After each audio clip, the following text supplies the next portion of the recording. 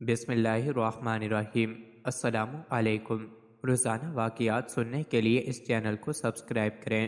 حضور نبی کریم صلی اللہ علیہ وسلم کی مبارک تلواروں میں سے ایک کا نام البتار ہے۔ نبی مکرم صلی اللہ علیہ وسلم کو یثرب کے یہودی قبیلے بنو کنعان مال غنیمت کے طور پر حاصل ہوئی تھی۔ اس تلوار کو سیف الانبیاء، نبیوں کی تلوار بھی کہا جاتا ہے۔ اس تلوار پر حضرت داؤد علیہ السلام، سلیمان علیہ السلام، ہارون علیہ السلام، یسع علیہ السلام، زکریا علیہ السلام، یحییٰ علیہ السلام، عیسیٰ علیہ السلام اور محمد صلی اللہ علیہ وآلہ وسلم کے اسماء مبارک کندہ ہیں۔ یہ تلوار حضرت داؤد علیہ السلام کو اس وقت مال غنیمت کے طور پر حاصل ہوئی جب ان کی عمر 20 سال سے بھی کم تھی۔ اس تلوار پر ایک تصویر بھی بنی ہوئی ہے جس میں حضرت داؤد علیہ السلام کو جالوت کا سر قلم کرتے دکھایا گیا ہے جو اس تلوار کا اصلی مالک تھا۔ تلوار پر ایک ایسا نشان بھی بنا ہوا ہے جو بترا شہر کے قدیمی عرب باشندے البادیون اپنی ملکیتی اشیاء پر بنایا کرتے تھے۔ بعض روایات میں یہ بات بھی ملتی ہے کہ یہی وہ تلوار ہے جس سے حضرت عیسیٰ علیہ السلام اس دنیا میں واپس آنے کے بعد دجال کا خاتمہ کریں گے اور دشمنان اسلام جہاد کریں گے۔ اس تلوار کی لمبائی 101 سینٹی میٹر ہے اور آج کل یہ تلوار ترکی کے مشہور زمانہ عجائب گھر توپ کاپی استنبول میں محفوظ ہے۔ دجال کے خاتمے کے بعد حضرت عیسیٰ علیہ السلام اسی حال میں ہوں گے کہ اچانک اللہ تعالیٰ کی طرف سے ان کے پاس یہ وحی آئے گی کہ میں نے ایسے بندے پیدا کیے ہیں جن سے لڑنے کی قدرت و طاقت کوئی نہیں رکھتا، تو میرے بندوں کو جمع کر کے کوہ طور کی طرف لے جاؤ اور ان کی حفاظت کرو۔ پھر اللہ تعالیٰ یاجوج ماجوج کو ظاہر کرے گا جو ہر بلند زمین کو پھلانگتے ہوئے اتریں گے اور دوڑیں گے۔ ان کی تعداد اتنی زیادہ ہوگی کہ جب ان کی سب سے پہلی جماعت بحر تبریہ سے گزرے گی تو اس کا سارا پانی پی جائے گی۔ پھر جب اس جماعت کے بعد آنے والی جماعت وہاں سے گزرے گی تو بحر تبریہ کو خالی دیکھ کر کہے گی کہ اس میں بھی کبھی پانی تھا۔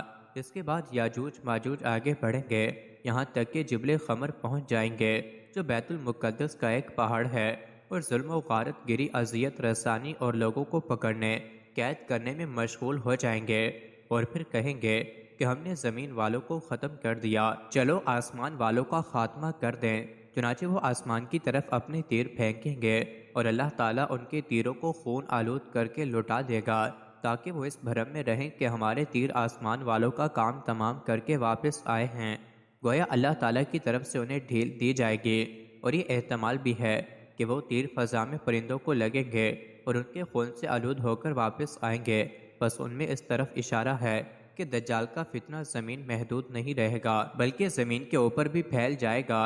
اس عرصے میں حضرت عیسیٰ اور اس وقت کے مومن کوہ طور پر روکے رکھے جائیں گے اور ان پر اسباب و معیشت کی تنگی و قلت اس درجے کو پہنچ جائے گی کہ ان کے لیے بیل کا سر تمہارے آج کے 100 دیناروں سے بہتر ہوگا۔ یہ حالت ہو جائے گی تو حضرت عیسیٰ اور ان کے ساتھی یاجوج ماجوج کی ہلاکت کے لیے دعا جاری کریں گے۔ جب بس اللہ تعالیٰ ان کی گردنوں میں نغف یعنی کیڑے پڑ جانے کی بیماری بھیجے گا جس سے وہ سب یک بارگی اس طرح مر جائیں گے جس طرح کوئی ایک شخص مر جاتا ہے، یعنی نغف کی بیماری کی شکل میں ان پر خدا کا قہر اس طرح نازل ہوگا کہ سب کے سب ایک موت کی گھاٹ اتر جائیں گے۔ اللہ کے نبی اور ان کے ساتھی اس بات سے آگاہ ہو کر پہاڑ سے اتر آئیں گے اور انہیں زمین پر ایک بالشت کا ٹکڑا بھی ایسا نہیں ملے گا جو یاجوج ماجوج کی ہی وقت میں چربی اور بو سے خالی ہو۔ اس مصیبت کے دفعہ کے لیے حضرت عیسیٰ اور ان کے ساتھی اللہ تعالیٰ سے دعا کریں گے، تب اللہ تعالیٰ اونٹ کی گردن جیسی لمبی گردنوں والے پرندوں کو بھیجے گا جو یاجوج ماجوج کی لاشوں کو اٹھا کر جہاں اللہ کی مرضی ہوگی اٹھا کر پھینک دیں گے، اور مسلمان یاجوج ماجوج کی کمانوں، تیروں اور ترکشوں کو 7 سال تک چلاتے رہیں گے۔ پھر اللہ تعالیٰ ایک زوردار بارش بھیجے گا جس سے کوئی بھی مکان، خواہ وہ مٹی کا ہو یا پتھر کا اور خواہ صوف کا ہو، نہیں بچے گا۔ وہ بارش زمین کو دھو کر آئینے کی طرح صاف کر دے گی۔ پھر زمین کو حکم دیا جائے گا کہ اپنے پھلوں یعنی اپنی پیداوار کو نکال اور اپنی برکت کو واپس لا۔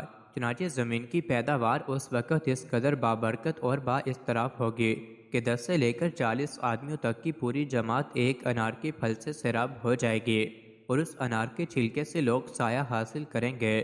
نیز دودھ میں برکت دی جائے گی، یعنی اونٹ اور بکریوں کے تھنوں میں دودھ بہت ہوگا، یہاں تک کہ دودھ دینے والی ایک اونٹنی لوگوں کی ایک بڑی جماعت کے لیے کافی ہوگی۔ دودھ دینے والی ایک بکری آدمیوں کی ایک چھوٹی جماعت کے لیے کافی ہوگی۔ بہرحال لوگ اس طرح کی خوشحال اور امن و چین کی زندگی گزار رہے ہوں گے کہ اللہ تعالیٰ ایک خوشبودار ہوا بھیجے گا جو ان کی بغل کے نیچے کے حصے کو پکڑیں گے، یعنی اس ہوا کی وجہ سے ان کی بغلوں میں درد پیدا ہوگا، اور پھر وہ ہوا ہر مومن اور ہر مسلمان کی روح قبض کر لے گی، اور صرف بدکار اور شریر لوگ دنیا میں باقی رہ جائیں گے جو آپس میں گدھوں کی طرح مختلط گئے، اور انہی لوگوں پر قیامت قائم ہوگی۔ روایت کو مسلم نے نقل کی ہے۔ مزید ایسی ہی ویڈیوز کے لیے چینل کو ضرور سبسکرائب کریں۔